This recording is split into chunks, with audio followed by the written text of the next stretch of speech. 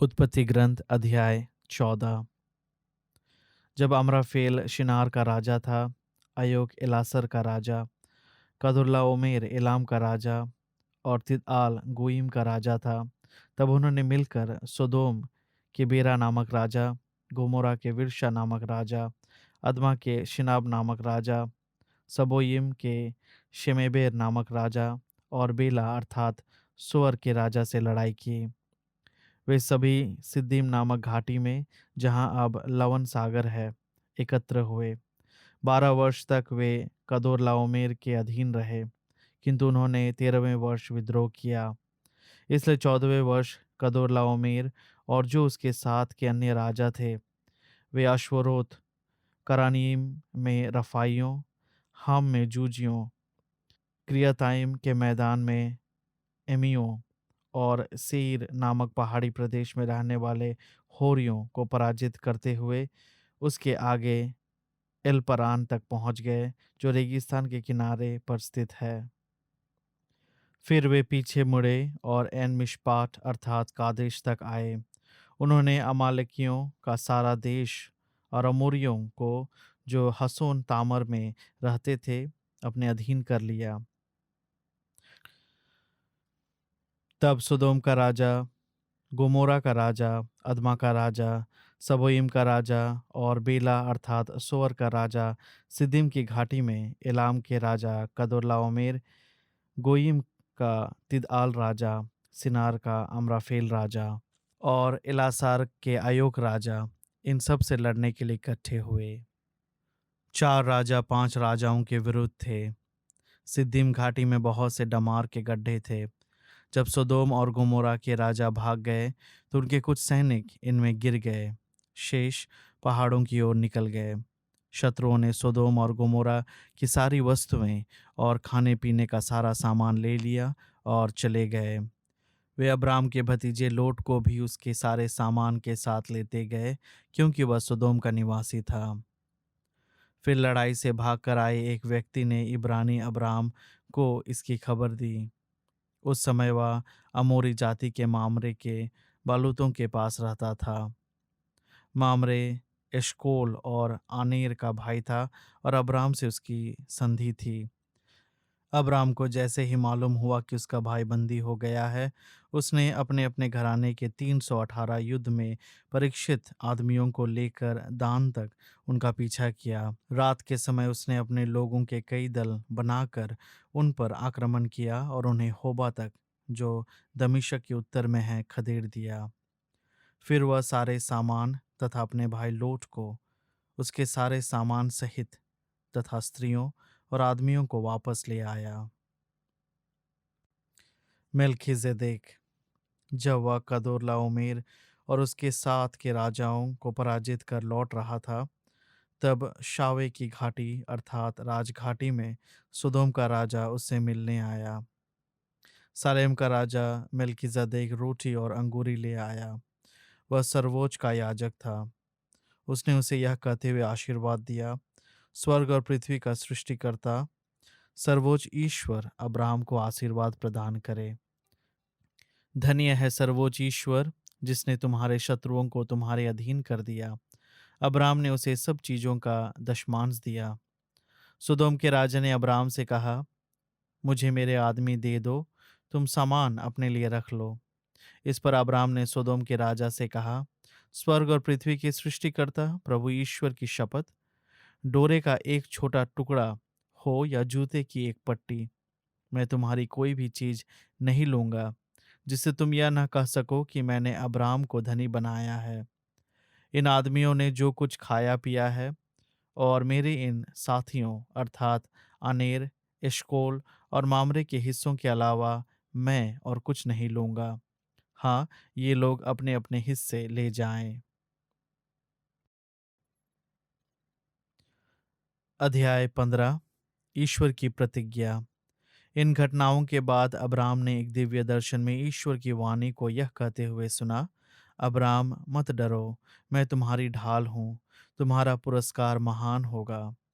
Abram ने कहा, प्रभु ईश्वर, तू मुझे क्या दे सकता है? मैं निसंतान हूँ और मेरे घर का उत्तराधिकारी दमिश्क का एलियाजर है। अब्राम ने फिर कहा, तूने मुझे कोई संतान नहीं दी, मेरा नौकर मेरा उत्तराधिकारी होगा। तब प्रभु ने उससे यह कहा, वह तुम्हारा उत्तराधिकारी नहीं होगा, तुम्हारा औरस पुत्र ही तुम्हारा उत्तराधिकारी होगा। ईश्वर ने अब्राम को बाहर ले जाकर कहा, आकाश की ओर दृष्टि लगाओ और संभव हो तो तारों की गिनती करो।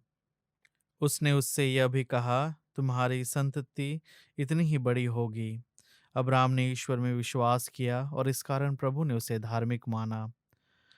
प्रभु ने उससे कहा, मैं वही प्रभु हूँ जो तुम्हें इस देश का उत्तराधिकारी बनाने के लिए खलैदों के ऊर नामक नगर से निकाल लाया था।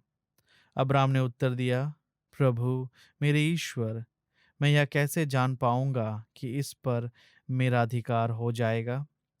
प्रभु ने कहा, 3 वर्ष की कलोर, 3 वर्ष की बकरी, 3 वर्ष का मेढ़ा, एक फंडूक और एक कपोत का बच्चा यहाँ ले आना।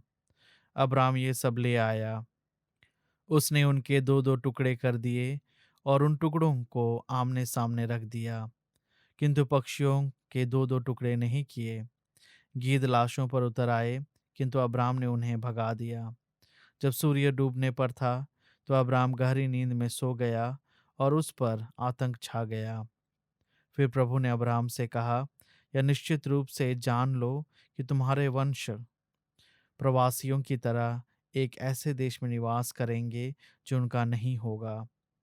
वहां उन्हें दासों के रूप में रहना पड़ेगा और उन पर 400 वर्ष अत्याचार होता रहेगा। किंतु जहां वे दासों के रूप में रहेंगे, मैं उस राष्ट्र को दंड दूंगा। इसके बाद वे बहुत धन संपत्ति के साथ वहां से निकल आएंगे। तुम शांतिपूर्वक अपने पूर्वजों के पास जाओगे और बड़ी अच्छी उम्र तक जीवित रहने के बाद तुम्हारा दफन होगा। तुम्हारे वंशजों की चौथी पीढ़ी यहाँ लौटेगी, क्योंकि अमोरियों के अधर्म का घड़ा अभी पूरा भरा नहीं है। सूर्य डूबने तथा गहरा अंधकार हो जाने पर एक धुआंती हुई अंगीठी तथा एक जलती हुई मशाल दिखाई पड़ी, जो जानवरों के उन टुकड़ों के बीच से होते हुए आगे निकल गई। उस दिन प्रभु ने यह कहकर अब्राम के लिए अपना विधान प्रकट किया, मैं मिस्र की नदी से लेकर महानदी अर्थात फरात नदी तक का यह देश तुम्हारे वंशजों को दे देता हूँ।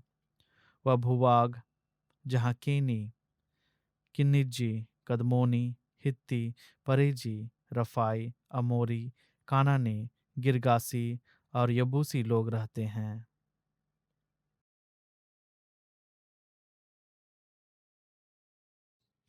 स्तोत्र ग्रंथ अध्याय 10।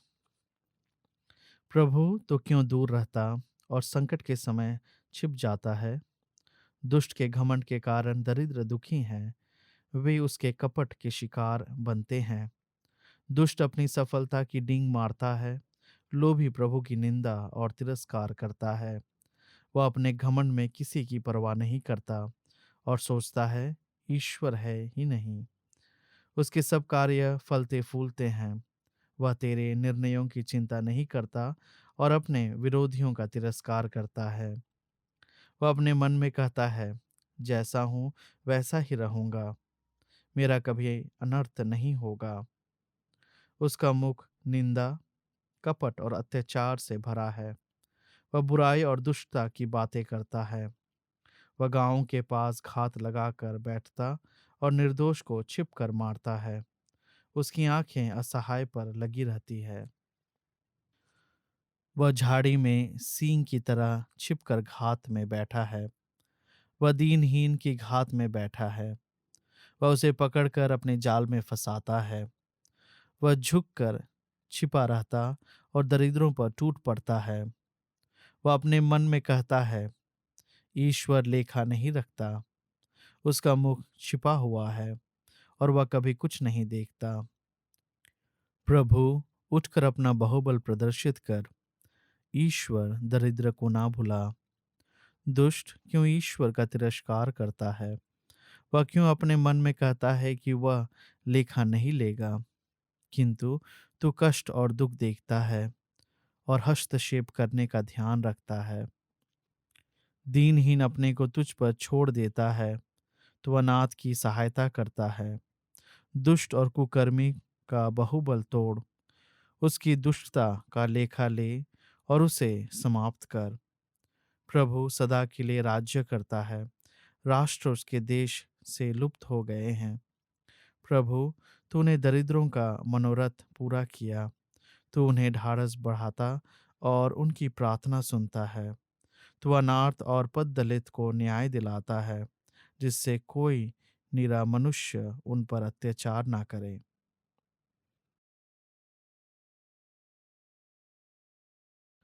संत मती के अनुसार सुसमाचार अध्याय 7:1-14। दोष नहीं लगाओ, जिससे तुम पर भी दोष न लगाया जाए, क्योंकि जिस प्रकार तुम दोष लगाते हो उसी प्रकार तुम पर भी दोष लगाया जाएगा, और जिस नाप से तुम नापते हो उसी से तुम्हारे लिए भी नापा जाएगा। जब तुम्हें अपने ही आँख की धरन का पता नहीं, तो तुम अपने भाई की आँख का तिनका क्यों देखते हो? जब तुम्हारी ही आँख में धरन है, तो तुम अपने भाई से कैसे कह सकते हो, मैं तुम्हारी आँख का तिनका निकाल दूं? रे ढोंगी, पहले अपने ही आँख की धरन निकालो, तभी अपने भाई की आँख का तिनका निकालने के लिए अच्छी तरह देख सकोगे। पवित्र वस्तु कुत्तों को मत दो, और अपने मोती सूअरों के सामने मत फेंको, कहीं ऐसा ना हो कि वे उन्हें अपने पैरों तले कुचल दे और पलट कर तुम्हें फाड़ डालें। मांगो और तुम्हें दिया जाएगा, ढूंढो और तुम्हें मिल जाएगा, खटखटाओ और तुम्हारे लिए खोला जाएगा। क्योंकि जो मांगता है उसे दिया जाता है, जो ढूंढता है उसे मिल जाता है, और जो खटखटाता है उसके लिए खोला जाता है। यदि तुम्हारा पुत्र तुमसे रोटी मांगे, तो तुम में से ऐसा कौन है जो उसे पत्थर देगा? अथवा मछली मांगे तो उसे सांप देगा? बुरे होने पर भी यदि तुम लोग अपने बच्चों को सहज ही अच्छी चीजें देते हो, तो तुम्हारा स्वर्गीय पिता मांगने वालों को अच्छी चीजें क्यों नहीं देगा? दूसरों से अपने प्रति जैसा व्यवहार चाहते हो, तुम भी उनके प्रति वैसा ही किया करो। यही संहिता और नबियों की शिक्षा है।